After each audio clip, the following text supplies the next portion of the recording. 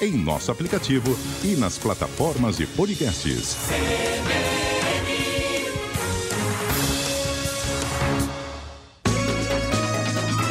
CBN São Paulo.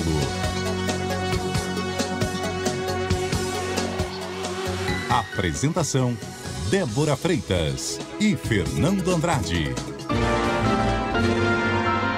Sabatina CBN, o Globo e Valor. Olá, muito bom dia. Seja bem-vinda, seja bem-vindo ao CBN São Paulo, quarto convidado da série de sabatinas promovida pela CBN em parceria com os jornais O Globo e Valor Econômico, com 5 candidatos à Prefeitura de São Paulo mais bem colocados nas pesquisas de intenção de voto. É Pablo Marçal, do PRTB, que já está conosco. Bom dia, seja bem-vindo, candidato. Bom dia e obrigado pelo convite. E um abraço para todo mundo que está ouvindo aí no rádio e que está assistindo também pela internet. Também participam da sabatina o colega Fernando Andrade, parceiro do CBN São Paulo. Bom dia. Bom dia, Débora. Bom dia, ouvintes. Bom dia, candidato. Bom dia. As comentaristas da CBN, colunistas do jornal o Globo, Vera Magalhães. Bom dia. Bom dia a todos. Malu Gaspar, bom dia. Bom dia para todo mundo. E a também comentarista da CBN, colunista do Valor Econômico, Maria Cristina Fernandes. Muito bom dia, Maria Cristina. Bom dia, candidato. Bom dia, Débora. Bem, candidato, o senhor apresentou uma mudança de postura desde o último debate, digamos, uma versão mais light, menos combativa do que o senhor tinha adotado anteriormente. Chega no momento também que a sua rejeição aumenta, principalmente entre as mulheres. Então, queria saber do senhor, o senhor acha que essa mudança convence o eleitorado? E por que o senhor acha que a sua pior versão, as suas palavras, é melhor que a pior versão dos seus adversários? Primeiro, na verdade eu sou isso aqui, não é a versão light. A light fica por conta de quem teceu esse comentário. Eu não sou light, eu sou alguém que de fato tem lado, tem postura. Essa é a minha postura do meu dia a dia. Agora, essas grandes campanhas que estão gastando 100 milhões de reais de dinheiro público, eu acho isso inaceitável. E você votando no 28, no dia 6, que é o dia da revolta popular, vai ser a primeira vez na história que alguém vai ganhar a Prefeitura de São Paulo pelo povo de verdade, sem gastar dinheiro do próprio povo. Sou o único dos 6 candidatos que estão na dianteira que não está usando dinheiro público. Então eles estão, para você que está ouvindo a CBN, eles estão gastando, isso para mim é um atentado à moral, à democracia, gastar 100 milhões de reais, né, do nosso dinheiro para fazer propaganda enganosa no rádio e na TV. Agora, sobre você falar de rejeição, eu queria achar onde que está essa rejeição. Eu estava em Heliópolis ontem, o Helipa está dominado. Né? Pergunta para quem é de Heliópolis, fiquei lá por 4 horas e o que eu vi me assustou. Vindo para cá também, na CBN, eu estou fazendo, quem quiser assistir o que eu acabei de gravar, eu não tenho marqueteiro, não tenho fundo eleitoral, não tenho tempo de TV, não tenho rádio. Inclusive, para mim é uma honra estar no rádio aqui, porque eu nunca estou no rádio. Eles usaram o rádio com o nosso dinheiro público para destruir a minha imagem e não estão conseguindo. Eu vim e aí eu fui gravando uma sequência perguntando para as pessoas, vai votar em quem? É assustador o tanto de gente que fez o M, tem indecisos também. Nem pedi voto, só perguntei, não, eu vou decidir no final. Agora é assustadora a onda desse M, né, que está sendo colocado aqui em São Paulo. E ninguém vai ser amado se essa pessoa não for rejeitada em primeiro lugar. Então eu estou amando essa fase de algumas pessoas falarem que não votam em mim de jeito nenhum, mas eu tenho certeza que a gente, pela graça de Deus e a confiança do povo em querer algo diferente, a gente vai vencendo o primeiro turno nessa eleição. O Datafolha mostrou que seu apoio entre as mulheres é menos da metade do que aquele que o senhor tem entre os homens. E eu queria entender por quê e citar aqui 3 fatos. O empresário Thales Gomes meteu os pés pelas mãos esse fim de semana quando disse que não se casaria com uma mulher CEO porque este não é o papel da mulher. É um dos empresários que apoia a sua campanha, tem feito propaganda de cursos com o método Paulo Marçal de campanha.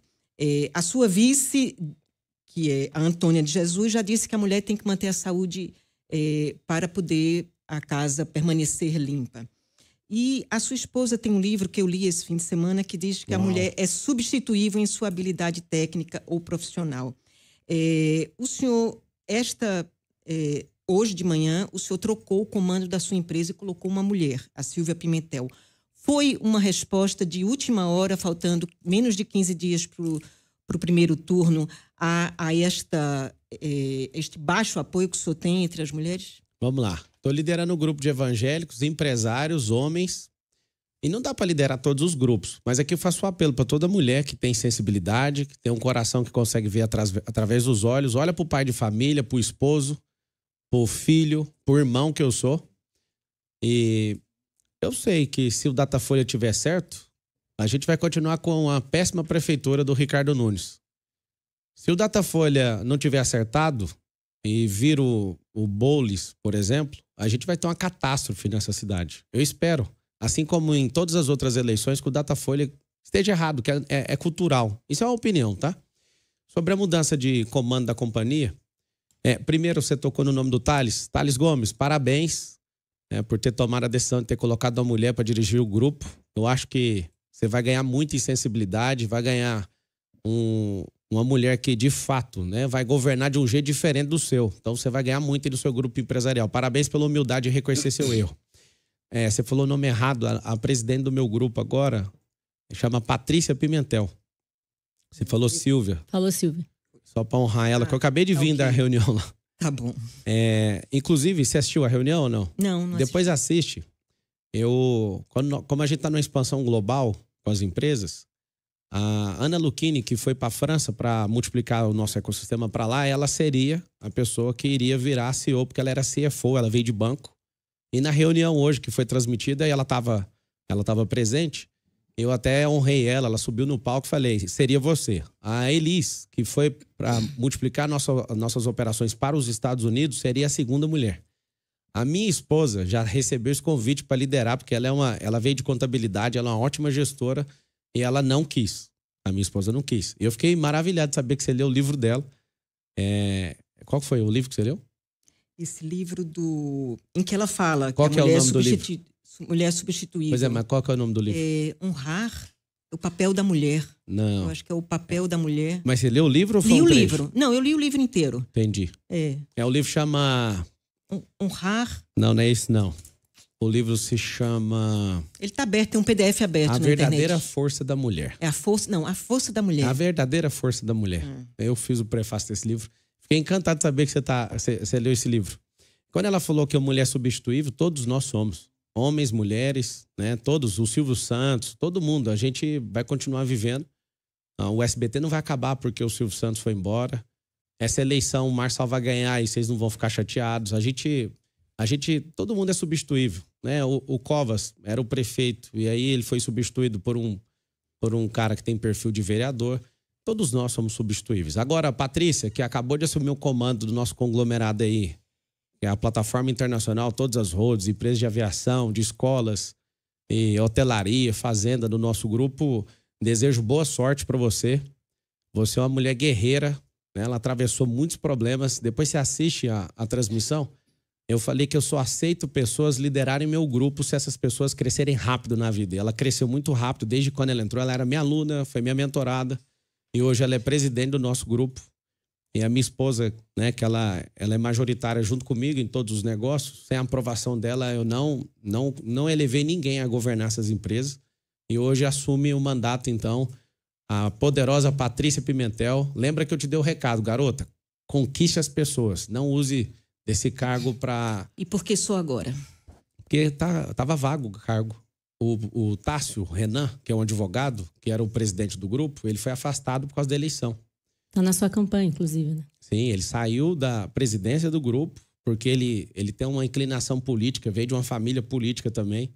Eu fiquei contrariadíssimo. Ele estava no mandato, geralmente o mandato de CEO nas nossas empresas dura 1 ano. E ele não conseguiu concluir porque ele resolveu entrar na política junto comigo, e eu tive que desconectar ele na fase pré-eleitoral da campanha para estar junto comigo. Então o cargo estava interino na mão do CFO, e aí a gente resolveu colocar a Patrícia, porque a Patrícia é monstruosa na comunicação e na gestão, a mulher é guerreira mesmo.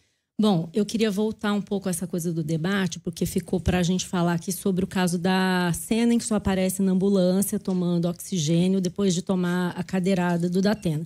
Circulou na sexta-feira um vídeo em que o senhor disse que a cena foi montada. Não falei isso. Não, o senhor disse assim, vou abrir aspas. Não precisava daquela ambulância. Eles queriam fazer uma cena, esse povo aí. É isso aí. Numa referência à sua equipe, assim entendo. Sim. Dava para ir correndo para o hospital tranquilo. Não é insuportável, fecha aspas. Depois teve um evento de campanha em que a Folha de São Paulo perguntou para o senhor novamente sobre o episódio. O senhor disse assim, eu achei patético eles terem postado aquele vídeo, eu dentro da ambulância. Eu não autorizei aquilo, eu achei patético. O senhor não manda na sua campanha? Manda. O problema é que às vezes a pessoa está emocionada e quer mostrar coisas que não precisa de mostrar, né? Não poderia ter dito, por exemplo, poderia. Não faça eu falei, isso. Não, mas eu nem estava sabendo que estava postando. Depois que eu mandei resolver isso, já tinha ido para 10 mil Instagrams. Aí ninguém segura nunca mais. Quando eu falei e ratifico, quando eu falo que dava para ir, eu sou um Ultraman. Eu corri 84 quilômetros com o tendão inflamado.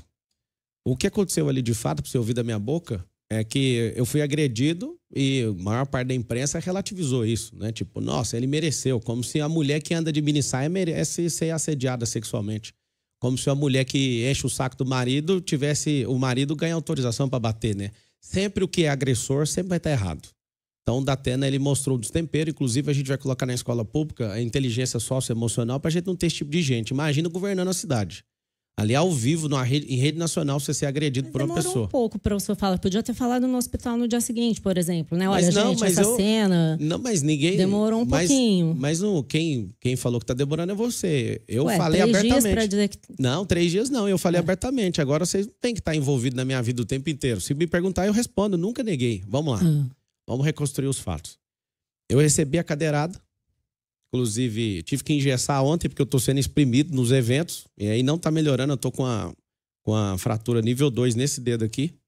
E ontem o doutor Rafael, ortopedista, viu e teve que engessar, porque não tá parando. E toda hora alguém quer tirar foto e acabou me espremendo. Então, engessei ontem pela primeira vez. Ele vai reavaliar mais uma semana. Se não conseguir, vai ficar mais uma. Ele falou que em 15 dias dá para resolver isso aqui.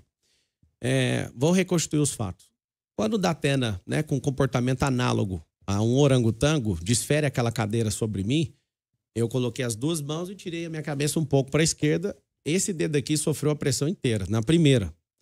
Ele fez isso com a cadeira, ele foi arremessar a cadeira, ele foi o segundo golpe. No arremesso da cadeira, ela pega bem aqui, e aí eu tenho até agora, né, a mancha aqui. Eu mostrei ao vivo já em 2 programas a mancha que ficou na costela, que é o 6º arco costal. Então tive fratura no dedo, na base do polegar e aqui. Aqui mesmo não tem nenhum problema, é só nesse lugar aqui, ó. Eu tava indo pra minha escolta. Eu não queria entrar em ambulância. E alguém falou assim, ó, é a parte que você não vê no vídeo, mas eu te explico o que aconteceu desse jeito.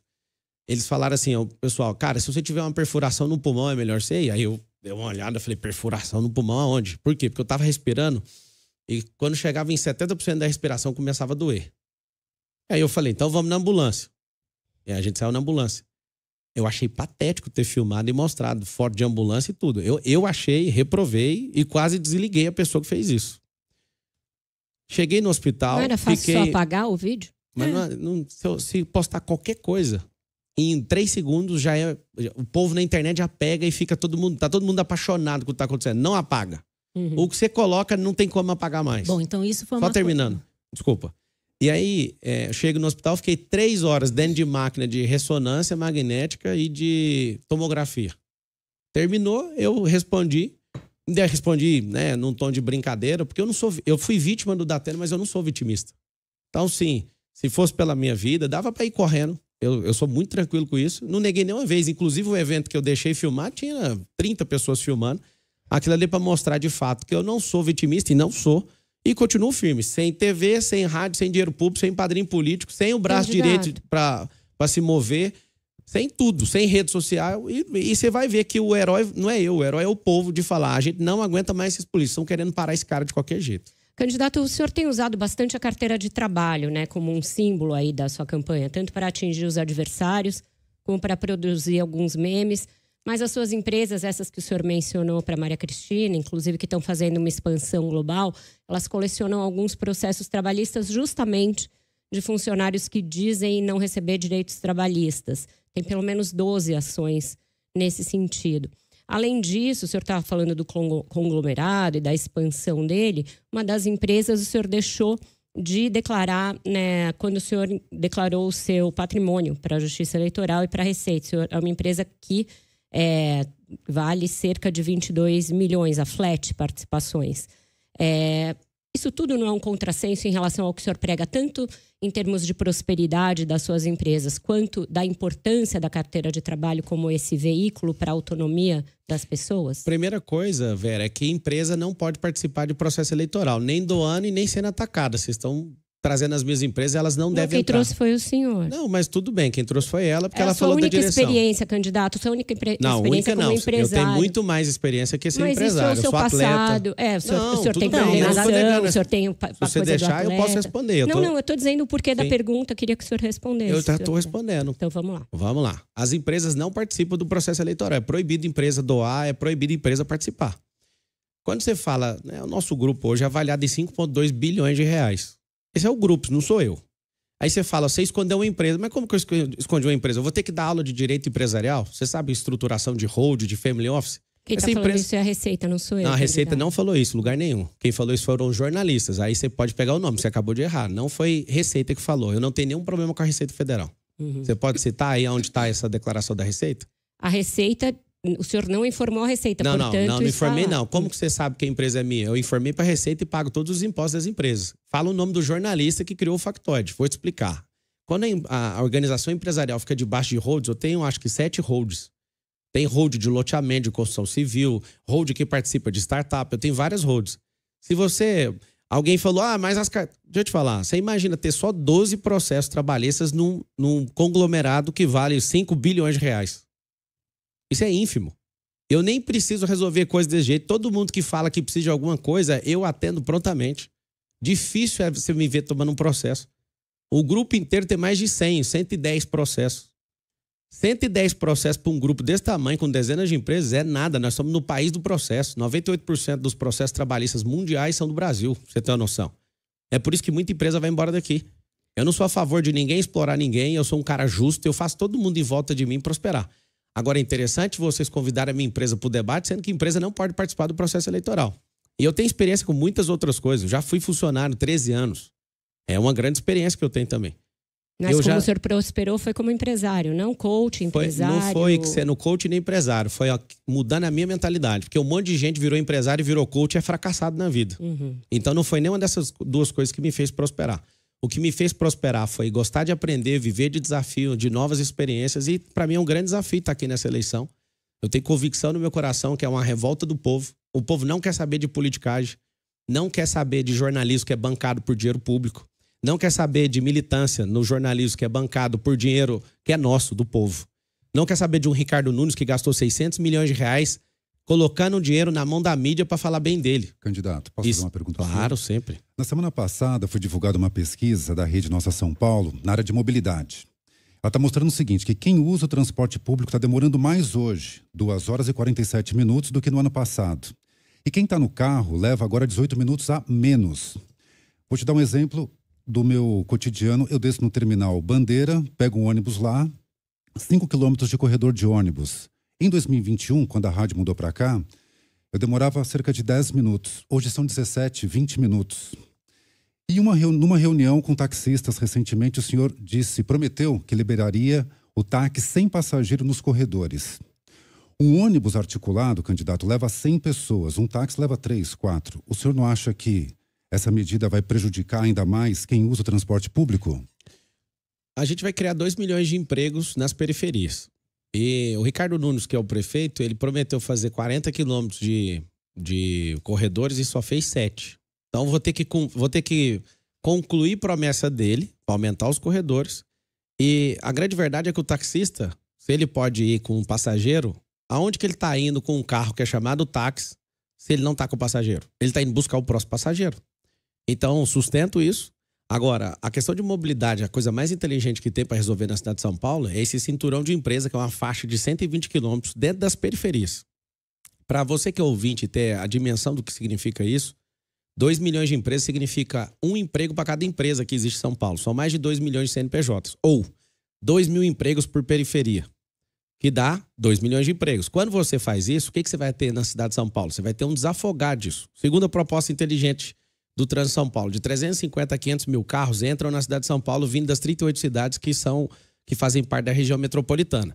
Os bolsões nas 10 rodovias, Castelo Branco, Bandeirantes, Anhanguera, Fernão Dias, Dutra, Raposo, todas as entradas vão ter estacionamentos que vão interligar com a rede de transporte da cidade. Então, se eu consigo, com esse cinturão, que eu estou chamando ele de amortecedor de fluxo, onde pessoas não vão querer, de forma, tudo no mesmo horário, invadir o centro expandido da cidade. Você que mora na quebrada, tendo emprego aí perto, a gente vai mudar a realidade. Nós vamos continuar, vamos ter que fazer o que ele falou que ia fazer, que ele não conseguiu.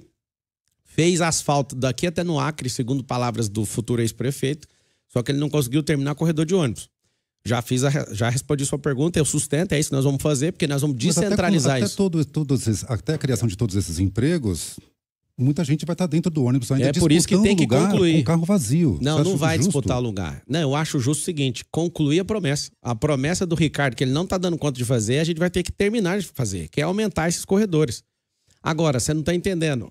As primeiras obras, a geração de emprego, a gente vai gerar nos primeiros meses 30 mil por mês, 40 mil, 50 mil novos empregos. É progressivo. Os estacionamentos, esses bolsões, que a gente vai colocar com que essas pessoas, elas cheguem mais rápido no serviço, elas gastem menos para andar dentro de São Paulo, porque quem vem de fora vai de 1 a 2. Vai interligar com quais? Já sabe quais estações? Qual é o todas programa? As mais próximas. Tanto hoje, né, para resolver, antes de colocar a questão do teleférico, as primeiras conexões vão ser através de ônibus. Aí você troca 80 pessoas. Mas vai ser obrigatório? Porque a pessoa só faz se for mais claro conveniente. Não, mas né? vai ser mais conveniente para ela, vai chegar mais rápido, vai ser num cenário que ela não estressa. Imagina, você fica 40 minutos. É outra cidade, né? Não é outra cidade, isso é só um bolsão. Isso não é novidade aqui, não. Lá em Balneário Camboriú, como fizeram grandes prédios, eles não conseguem trafegar, eles vão aplicar essa solução. Lá o povo é muito unido e isso é só um exemplo, né? Que é só uma ponta de uma praia, o Balneário Camboriú. O problema é que as entradas de 350, 500 mil carros, a gente tem problema de lentidão no trânsito, a gente tem problema de poluição, a gente tem diversos outros problemas. Sobre os empregos na periferia, a ideia é levar empresas para a periferia também. Como é que o senhor vai fazer isso? Porque outras gestões já tentaram e não conseguiram. É um tripé, né? Primeiro é estimular quem já tem empresa a expandir. Segundo, quem quer ser empresário, a gente incentivar. Porque a marca do meu governo, o tripé do nosso plano de governo é isso aqui, ó. V de virtualização, E de empresarização e M de mudança de mentalidade. Então, em 3 aspectos. Aumentar um posto de trabalho, e esse posto de trabalho pode ser remoto, isso na periferia. Hoje a gente usando tanta tecnologia, tem gente que se arrasta na cidade por 3 horas. Essa pessoa chega num trabalho para abrir um computador igual vocês estão aqui, para entrar numa plataforma digital que dava para acessar da casa dela. Então, nós vamos estimular esse tipo de emprego nas periferias. Segundo, e por último, né? Trazer empresas de fora. Quando a gente vai pegar... O meu desejo é já qualificar nosso povo, é isso que nós vamos lutar, para trazer empresas do futuro. Por exemplo, cyber data centers para cá. Aí a gente vai ter que usar grandes negociadores para trazer empresas de tecnologia para cá. Eu não quero empresas que soltam fumaça. Não vai ter indústria aqui. A gente até perdeu essa vocação como cidade. Porque a gente vai trazer empresas de tecnologia, de cyber data center, para quê? Para ser esse polo e a gente qualificar nosso povo, que a gente também vai perder os empregos tradicionais. Tem uma previsão mundial que nos próximos 15, 20 anos a gente tem uma migração de empregos aí de perder 300 empregos tradicionais. Então, assim, a inteligência artificial, a robótica, a nanorobótica, os algoritmos estão dominando tudo. Por exemplo, eu fui atendente de call center. Esse emprego de call center dificilmente vai existir nos próximos 20 anos.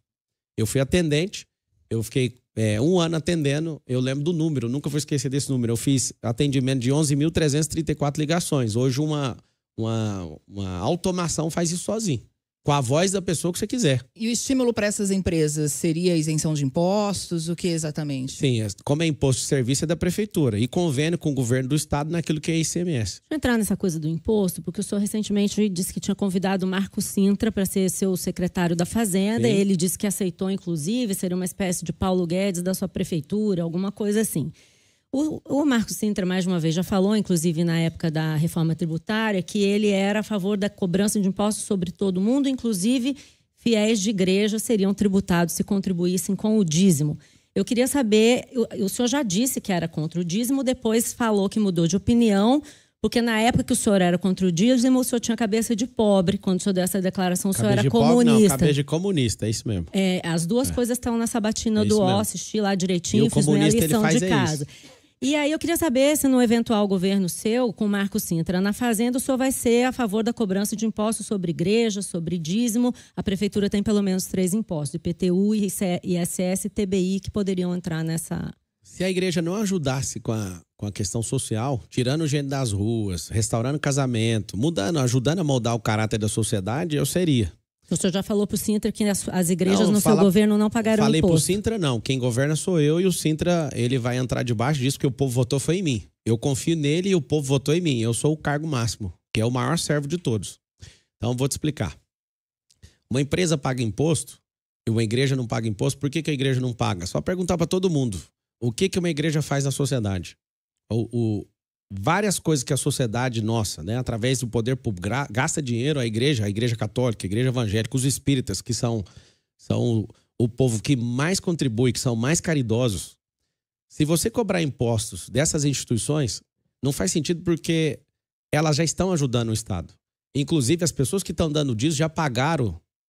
Presta atenção nessa informação. Quem deu o dízimo já pagou o imposto disso. A gente tem uma carga tributária de 43% no Brasil. Já batemos 2 trilhões de impostos. Esses incompetentes que estão governando o Brasil, hoje, 70 mil políticos, fez com que cada um aqui nessa mesa devesse 40 mil reais cada um. Nós temos quase 7 trilhões de endividamento. Na época do Brasil Império, teve uma revolução aqui no Brasil praticamente, chamando o imposto de 20% de quinto dos infernos. Hoje a gente vive nos 2/5 dos infernos e a gente, de fato, está achando isso normal. Se fosse pelo menos devolvido em benefício para nós, era uma coisa. Agora, a igreja já ajuda. Todas as religiões, elas já ajudam a sociedade e essa é uma forma dela já devolver. Elas não estão fazendo clubes sociais. Elas já devolvem isso para a sociedade. Então não faz sentido tributar mais uma vez quem já está ajudando a sociedade. Candidato, eu gostaria de saber o que o senhor pensa dos CELs como modelo de escola. Se o senhor sabe quantos existem na cidade, se pretende construir novos desse modelo, em que regiões eles seriam mais necessários? Nós iremos apostar na escola olímpica. Nós vamos transformar dentro da possibilidade a maior parte, né, do que a gente já tem de infraestrutura e pegar mais de 40 mil imóveis que a prefeitura tem para fazer o modelo de escola olímpica. Por que escola olímpica? Porque o esporte molda caráter. O que significa esse negócio? Hoje tem 80 mil pessoas em situação de rua na cidade de São Paulo. Você não acha um esportista em situação de rua. Você acha gente que teve problema com a agiota, desilusão amorosa, desemprego, vários tipos de problemas emocionais, mas você não encontra esportista que já viveu de alto rendimento, de competição. Eu sei que a marca dos CELs é da Marta, ela que fez e tudo. E eu não tenho apego se o nome é esse ou aquele, mas nós vamos transportar a cidade de São Paulo e a escola municipal numa escola do futuro. O que é essa escola do futuro? São mais de 60 modalidades esportivas. A gente não vai ter uma quadra para 3, 4 esportes. Vai ser centros olímpicos. E a gente vai bancar. Inclusive, eu estava em Heliópolis ontem, uma garota que venceu um campeonato. A menina tem 12 anos de idade. Ela venceu um campeonato e me deu o troféu dela. E aquilo mexeu muito comigo. Inclusive, você pode entrar no meu Instagram agora para você ver. Eu vou pedir para minha equipe postar. Pablo Marcal por... A gente vai bancar quem? Nós? Iniciativa privada. Nós, iniciativa privada. É o povo. Privada. É porque o povo quer iniciativa privada. Eu ganhei o troféu dessa garota, eu quero que posta, por favor. E eu falei, não posso levar. E ela chorando falou, eu quero que você leve. E aí eu falei, qual que é o recado que você dá para as crianças que não praticam esporte? Ela falou, o esporte molda caráter. Ou seja, a escola pública vai ser voltada para isso.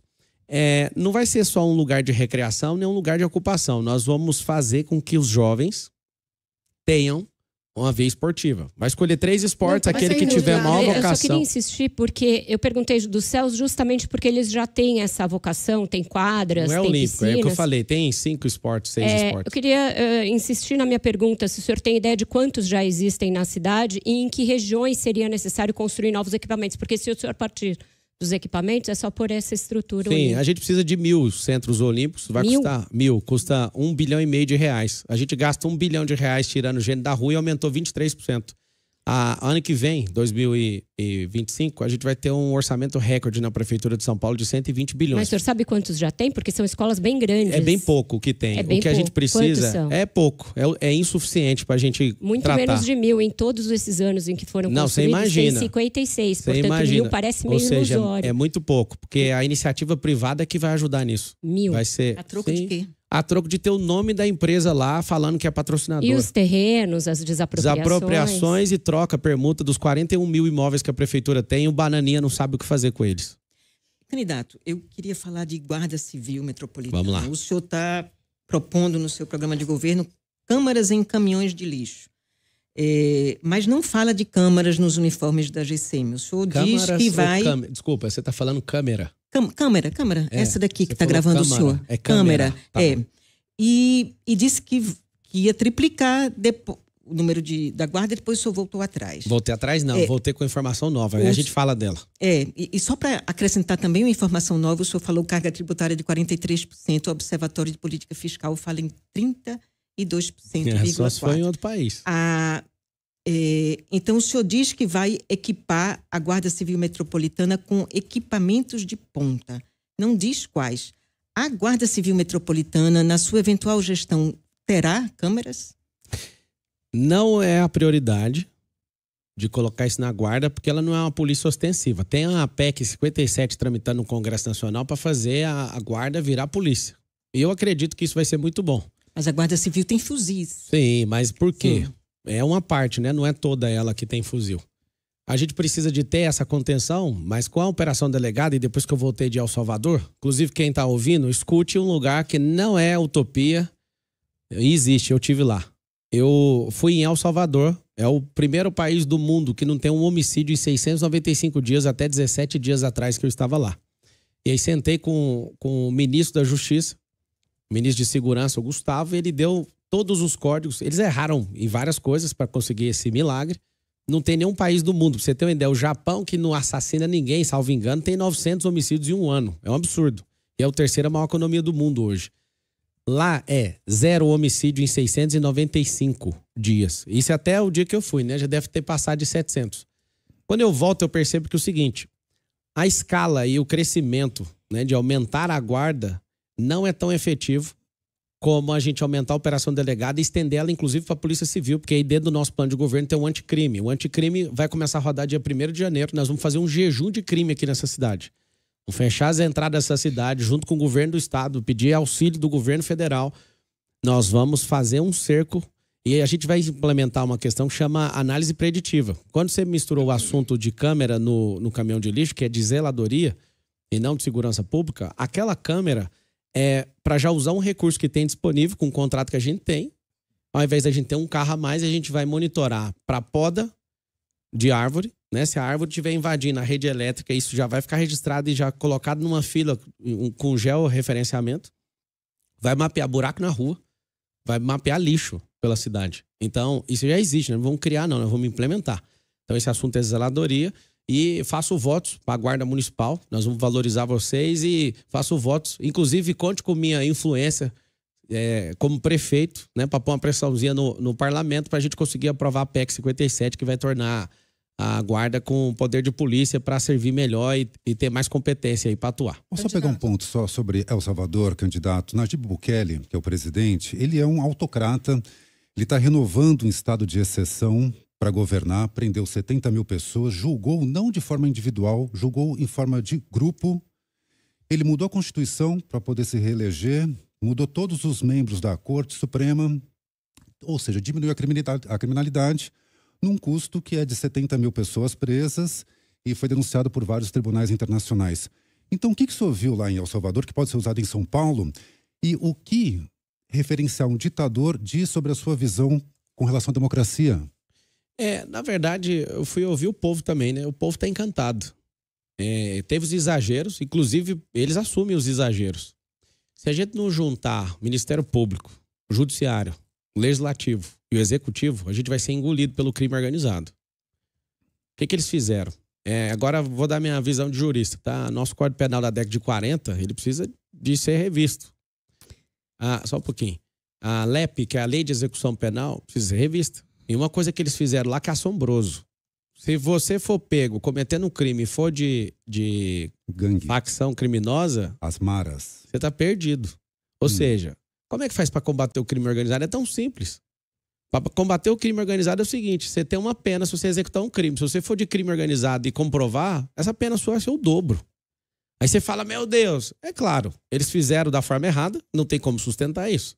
Agora, o resultado é impressionante. Todo mundo ama o cara. Os fins justificam os meios, então? Aí eu vou te falar, se o Ministério Público estiver junto, o Judiciário e todo mundo, eu Mas animo... essa estrutura é uma estrutura de democracia. Sim. E no caso dele, não tem democracia. Ele ganhou no voto, igual o Lula. Ganhou no voto e tá tudo bem. Agora, o que ele fez, a gente faz sem... Quais foram os exageros que o senhor disse que ele cometeu? De fato, pegar um monte de gente e prender só por Sem o ter devido tatuagem de processo. uma facção criminal. Então, Ó, o prefeito ele não pegou faz isso. presídio. Não, ninguém tá falando de prefeito. O Bukele, já que você trouxe ele pra discussão, ele foi Não foi o prefeito. senhor que trouxe, candidato. Não, ele que falou Bukele. Não, Eu falei o El senhor citou Salvador. El Salvador. Não, senhora. É Quem governada falou pelo Bukele foi ele. É Ele que falou governada Bukele. pelo Bukele. Ele é o Mas eu não governador. falei de Bukele. Mas eu Ele achei falou. interessante porque é um exemplo Eu que só- você cita como copiável Não, e tem é- muitos problemas. É o seguinte, na hora que você tiver um filho assassinado, aí você vai ver que às vezes compensa fazer algo. A Vera bateu na mesa. Esse é o problema. A gente tá num país onde tem 60 mil homicídios. Mas E o aí você Brasil- vai num outro país que tem 0 a 695 dias. Ah, não, a gente não pode fazer assim. É o seguinte, o prefeito é uma não morte tem pela competência. outra, né? É a morte de é uma Não, morte mas ele não pela matou, outra. não. Ele só prendeu os bandidos. Ele não saiu matando ninguém, não. Quem matou foi o crime organizado.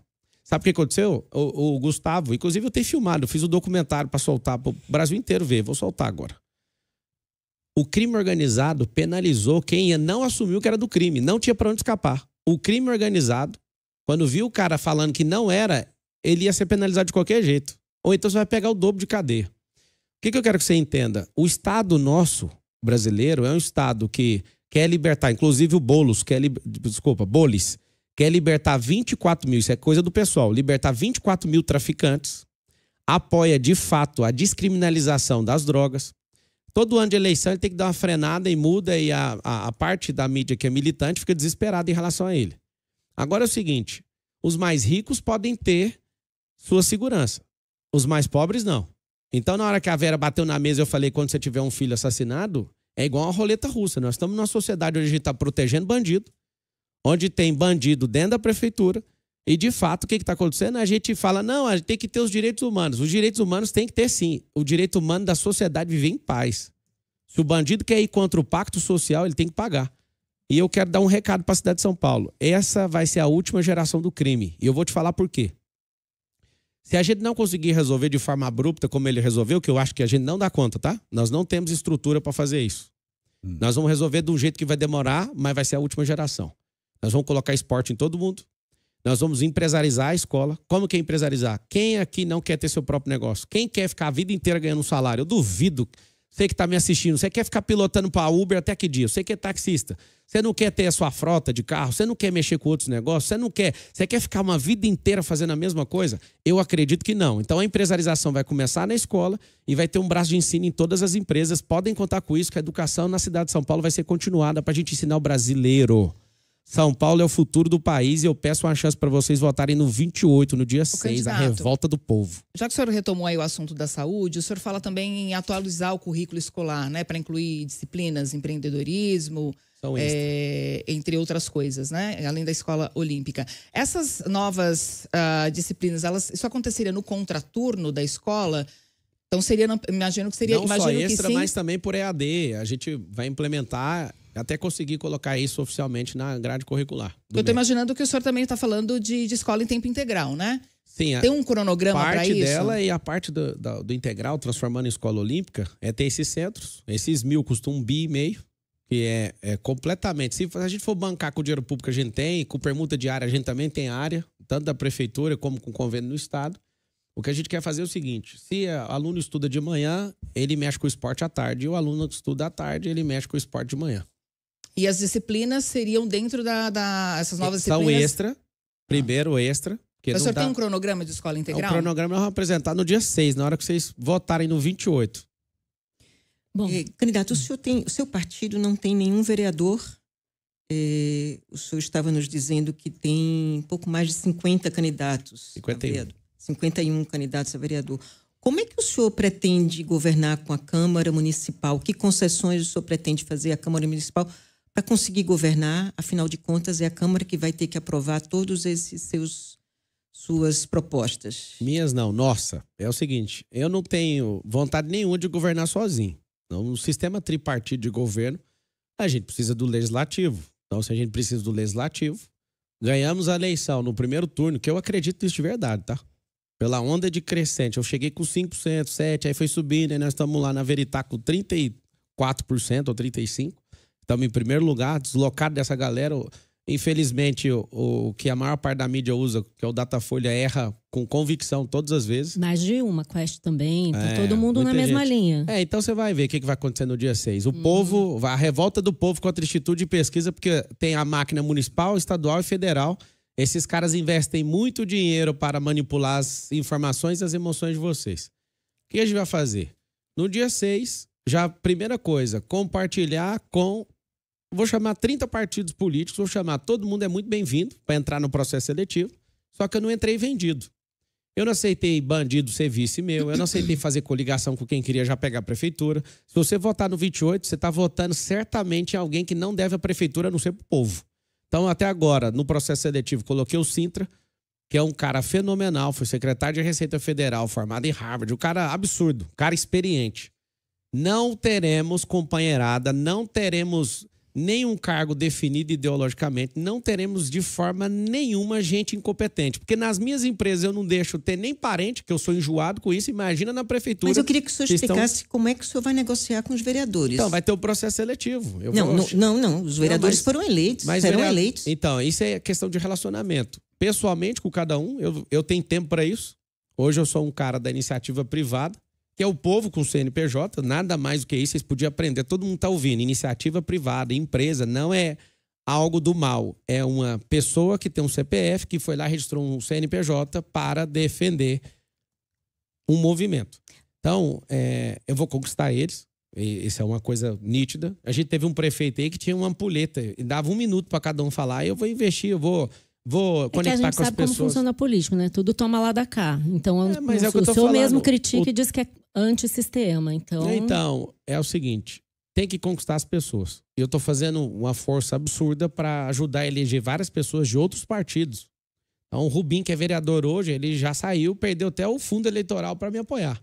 Tá vindo pessoas dos partidos. Tem um deputado federal, que é o Daniel José, que ele é candidato a vereador. Ele é deputado federal hoje, ele é do Podemos, passou pelo nosso lado. Vários deputados, vários vereadores não tiveram coragem de vir, porque a ameaça você ver que o fundo eleitoral é feito também para sequestro emocional. Eles querem me apoiar, mas vão perder o fundo eleitoral. Inclusive, eu sou o único candidato a prefeito de São Paulo, entre os 6 melhores colocados, que eu estou em primeiro no caso, que não tem fundo eleitoral. Esse assalto ao povo de 100 milhões de reais, eu não faço parte disso, e vai ser a primeira vez na história que alguém vai ser prefeito sem usar dinheiro público. Só para complementar, uma coisa que o senhor acabou de dizer, essa contestação permanente que o senhor tem feito das pesquisas, que o senhor vai ganhar em primeiro turno. Vai ganhar o povo. Se o senhor não ganhar em primeiro turno, o senhor vai contestar o resultado das urnas? Vou nada. Não tem possibilidade. Se você for na rua comigo, você vai ver que é primeiro turno. Todas as vezes nós somos manipulados emocionalmente por esse consórcio comunista do Brasil e tá tudo bem. No dia 6 você dá a resposta atacando o 28 lá, que é o dia da vingança. Nós conversamos aqui com o seu coordenador de campanha para a mobilidade, Felipe Sapará, e ele falou bastante sobre o teleférico. E aí citou La Paz, na Bolívia. Lá o sistema tem 30 quilômetros, transporta em média 300 mil passageiros por dia. O corredor aqui, dessa Avenida 9 de Julho, transporta 346 mil passageiros por dia. É o corredor mais movimentado da cidade. O senhor não vê maior eficiência no corredor de ônibus do que insistir em teleférico? Continua na questão de terminar os corredores, que o atual prefeito descumpriu essa promessa do Covas, né? Fez 7 quilômetros, sendo que a promessa era 44 ou 40, salvo engano. E até hoje acho que vocês não entenderam que o teleférico é para a comunidade. O senhor falou que começaria na Brasilândia. Onde? Lá vai ter um metrô, provavelmente ano que vem. Como é que vai ser? É o seguinte, nós vamos redesenhar as favelas. Então não tem nenhum candidato falando isso. Tem aí no meu plano de governo, chama Comunidade Forte. Por que favela chama favela? Favela significa ausência do Estado. Por que o Boulos vai tomar um choque no dia 6? Vai tomar um choque porque ninguém acredita nas mentiras da esquerda mais. É uma falsa esperança. Tem gente que tá há 30 anos esperando alguma coisa e não chega. Se ele realmente quisesse defender a habitação, vou dar um código para vocês. Estão pensando em fazer uma miséria. A pergunta sobre o teleférico.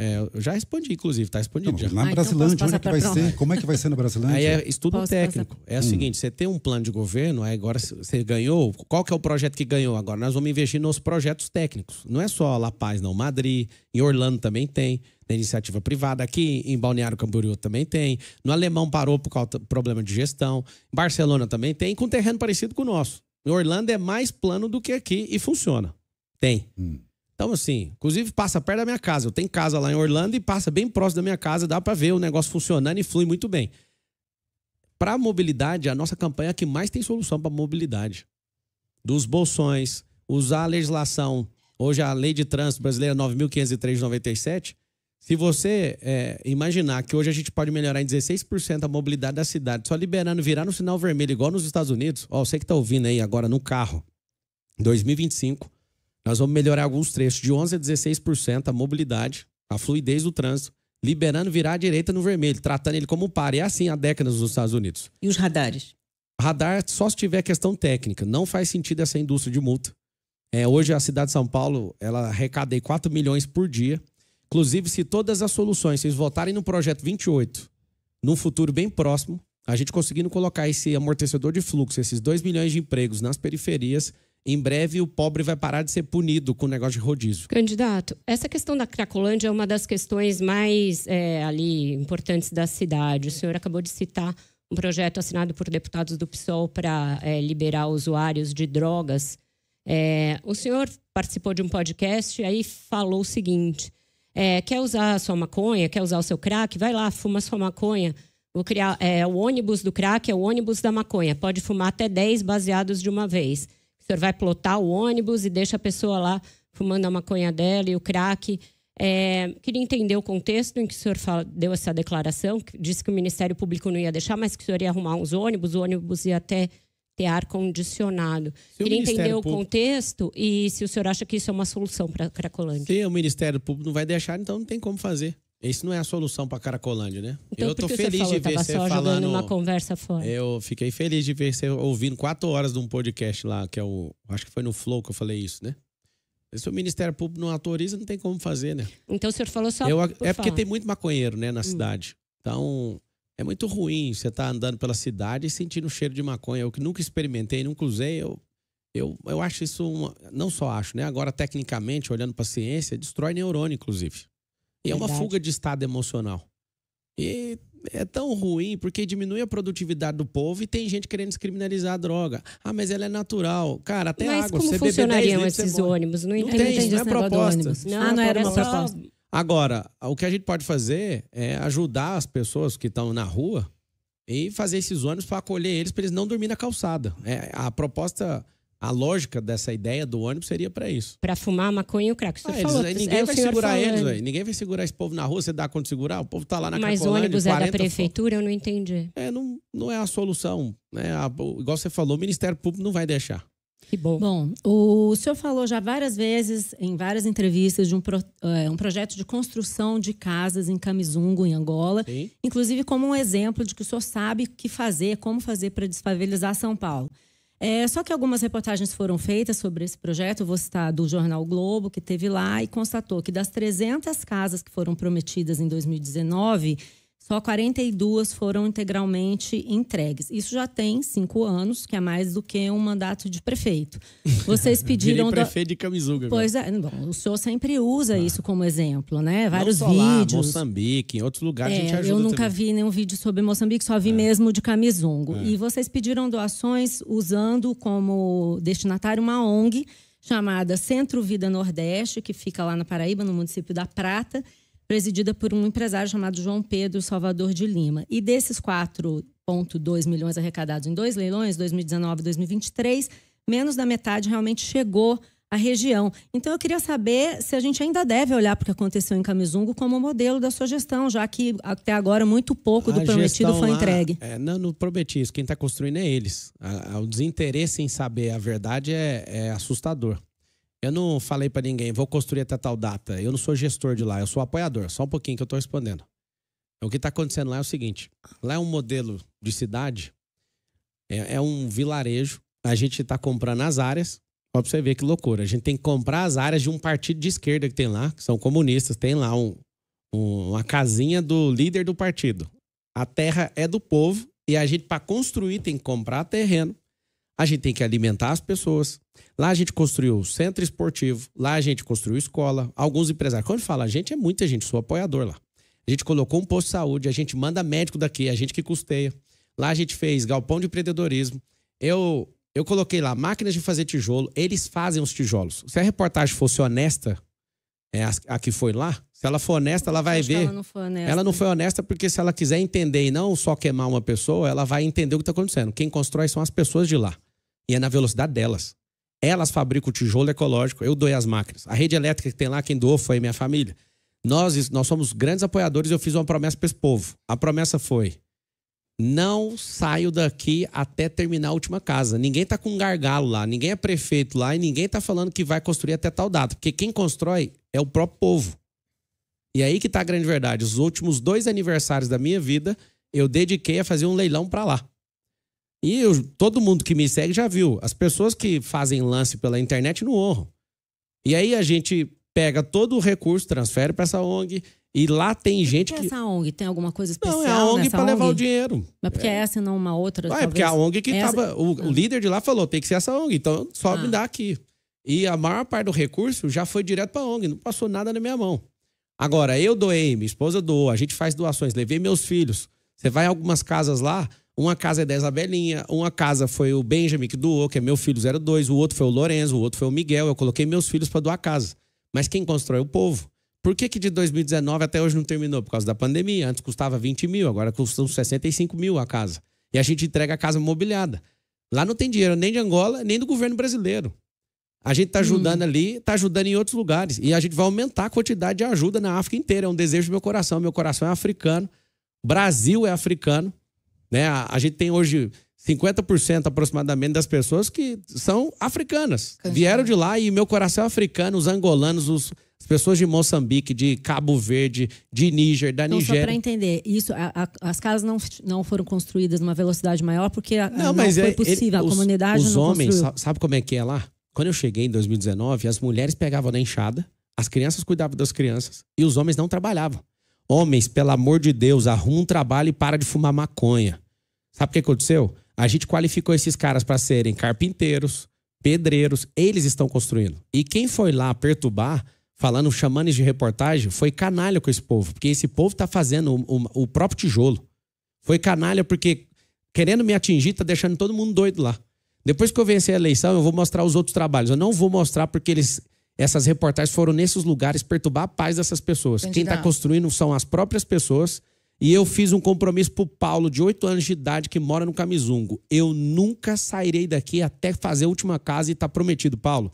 Nós vamos entregar até a última casa, você pode contar comigo aí até levantar essa última casa. Candidato, queria voltar para uma outra proposta que o senhor traz no seu programa de governo, que é o aumento do número de subprefeituras ou administrações regionais, né? De 32, é o número atual, para 96, que é o número de distritos. O senhor fala também em concentrar serviços. O senhor vai nomear ou contratar mais 64 subprefeitos, seria isso? Na verdade, eu vou tirar um tanto de gente que tá pendurado lá dentro, que é muita gente. Muita gente. Por exemplo, uma subprefeitura pode chegar a ter aí de 5 a 7 prédios. Nós vamos diminuir a quantidade de prédios e nós vamos pegar o 56, que é o aplicativo da prefeitura, e vamos colocar todos os serviços lá dentro de fato, e não para inglês ver. Tem um monte de aplicativo, SP Tax, que alguém parou de pagar e fica apavorado, nem quer tocar nesse assunto na época de eleição. As pessoas estão me procurando e dando denúncias da Prefeitura de São Paulo. Gastou 30 milhões e não foi para lugar nenhum. Se a gente moderniza o Estado e coloca todos os serviços na mão da pessoa, mas a minha intenção é colocar 96 subprefeituras, não é no modelo de Ricardo Nunes colocando companheirada, não. É no modelo eficiente, com um prédio só. Inclusive, vai ter o GDB... Então não teríamos 96 subprefeitos, não é isso?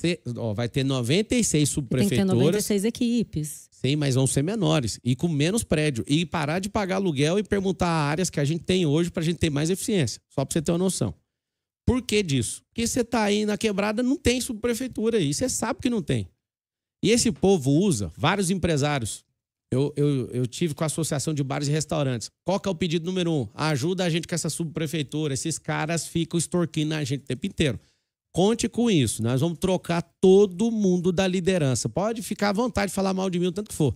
Tem vários subprefeitos que ficam fazendo denúncia, gravando. Pode fazer o que quiser. Todos vocês estão à frente disso, vão sair. Não vai ter companheirada aí. Vai ser gente selecionada, gente com competência, com habilidade de gestão. E aí vai ter um implemento. Por que 96 subprefeituras? Nós vamos criar um negócio que chama GDB, que é gestor de bairro. Nós temos 28 mil quadras na cidade de São Paulo. Esse acréscimo vai custar 300 milhões de reais no orçamento. Nós vamos colocar uma figura de um zelador e que a gente vai interligar nessa cultura? O subprefeito vai estar ligado com esse gestor do bairro, que é gestor, tem vários gestores de quadra, isso vão ser voluntários. E esses gestores de quadra, vocês vão ter contato do GCM, vocês vão ter contato do zelador. Vou dar um exemplo. Você está aí em 10 quadras, vai ter 2 zeladores a cada 10 quadras. Eles vão andar com TVs elétricos, com bombas de água, com caixas de ferramenta, quebrou a calçada. Não vai ficar chamando empreiteira. Eles mesmos vão corrigir. Esse é o modelo norte-americano. A placa, olha para a placa. Você que está dirigindo agora a cidade de São Paulo, olha para o lado agora e vê uma placa suja agora. A placa está escurecida, ela não vai estar escurecida em 2025. Olha para o lixo que você está vendo nessa cidade, você não vai ver. Os zeladores vão cuidar disso. Eles vão ser voluntários? Não, esse vai custar 300 milhões de reais isso aí. Esse GDB, que é o gestor de bairro, nós vamos conectar a comunidade inteira e vocês vão ver essa cidade limpa. Cidade, o contexto de política significa politeia, que vem do grego, que significa polis, cidade. É organização de cidade, significa política. Essa cidade tá cheia de morador de rua. Essa cidade tá um lixo de verdade. Essa cidade tá um caos no trânsito. Essa cidade tá com o pior ar do mundo. Essa cidade tem o maior esgoto a céu aberto. Aonde que tem cidade aqui, gente? Candidato, eu queria fazer uma pergunta política para o senhor. Desde que a sua candidatura surgiu, o senhor tem dividido a base bolsonarista, tem vários parlamentares que estão aderindo ao senhor, a este movimento. O que tem impedido esta sua ascensão de ganhar mais espaço na direita e na extrema-direita é a sua resistência em apoiar o impeachment do ministro Alexandre de Moraes. Faltam menos de 15 dias da campanha, o senhor está prometendo algumas surpresas. Esta é uma delas ou o senhor não apoiará? Você me segue no Instagram? Segue ou não? Eu observo o senhor no Instagram. Dá uma olhada nos vídeos que eu compartilhei todos do senador Cleitinho, que é o Cleitinho Azevedo. E nos vídeos ele fala, precisamos de mais 5 votos para abrir o impeachment. Eu postei em collab com ele.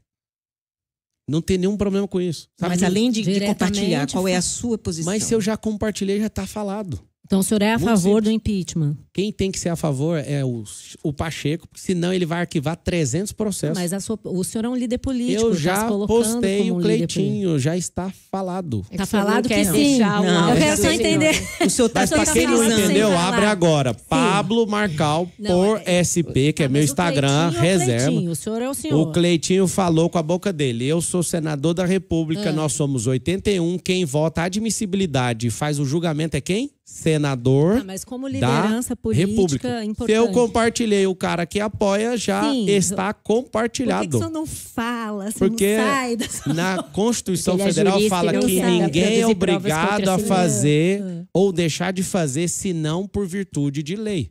Aí a Vera falou, ele não é obrigado a produzir prova contra mim mesmo. Não é sobre isso. Por quê? Porque alguém ia mirar em mim, ia me destruir? Porque essa é uma questão importante para a direita. É importante, já compartilhei. Exatamente. Por exemplo... Inclusive, aqui fica o meu recado, o Nicolas falou sobre o partido PSD. Boicote ao partido PSD que não tá votando de acordo com o Brasil, né? Em várias questões. Então... Inclusive, todos os bolsonaristas de São Paulo. PSD tem cadeira, tem governança dentro do Tarcísio, dentro do governo, que é o Kassab, e tem secretarias e manda no governo do Nunes. Boicote geral. Nicolas, você tá de parabéns. Mas então, o Nicolas diz que quem se mostra indeciso não merece o voto do bolsonarista. O senhor não tá, entendeu? Eu já falei, ué. Não falou. Quem falou foi o Cleitinho. E eu compartilhei, ué. Então, então o senhor é a favor? Tá compartilhado.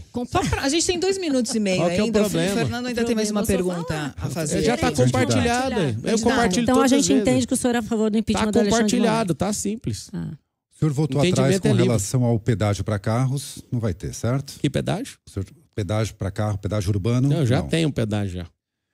Triplicar o número de GCMs, disse que faria só o começo, não é bem assim que não vai fazer tudo isso. Não, vou valorizar a carreira deles e intensificar a operação delegado. Outro ponto, um prédio de 1 quilômetro mais alto do mundo, tirou do programa também? Não, tá lá no programa. Pra quê? Qual que é o problema? Não, perguntando pra que São Paulo precisa de um prédio de 1 quilômetro de altura? Pra ser um símbolo de turismo, de disrupção da construção civil e fazer um marco. Imagina esse prédio chamando Brasil. Já foi em Dubai?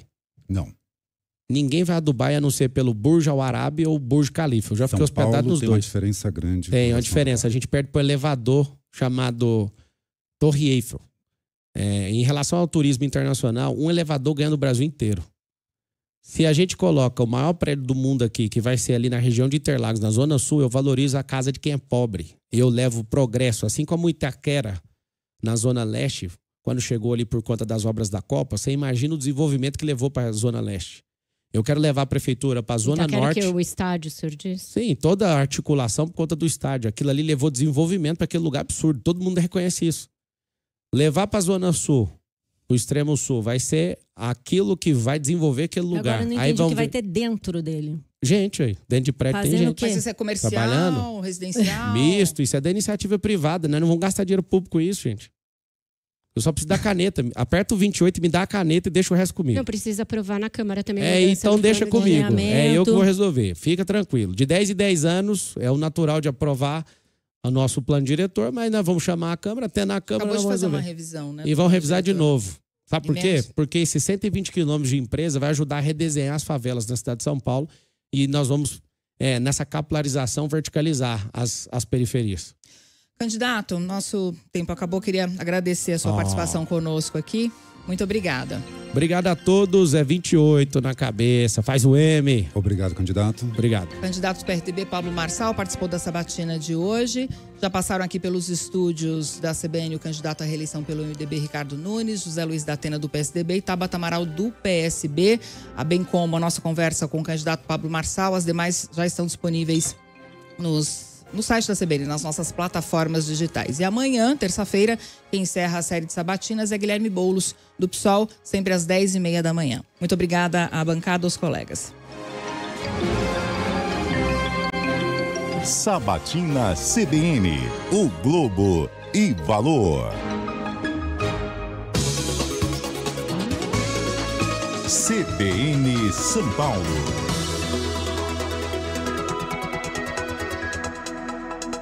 Coligação Caminho Seguro para São Paulo. Ricardo fez, Ricardo faz. Ricardo Nunes fez o Domingão Tarifa Zero, fez a faixa azul, fez o Aquático SP, fez novas UPAs e novos hospitais, fez as vilas Reencontro acolhendo famílias em situação de rua e o maior programa de preservação ambiental do país. Ricardo fez, Ricardo faz e vai fazer muito mais. E no próximo mandato, Ricardo vai ampliar o ensino integral para mais 500 mil estudantes da pré-escola à alfabetização. Vai aumentar a segurança com o Quebrada Segura, que vai ampliar de 10 para 50 o número de bases comunitárias móveis nas periferias. E vai fazer o Mamãe Tarifa Zero. Explica aí, meu prefeito. As mamães que têm os seus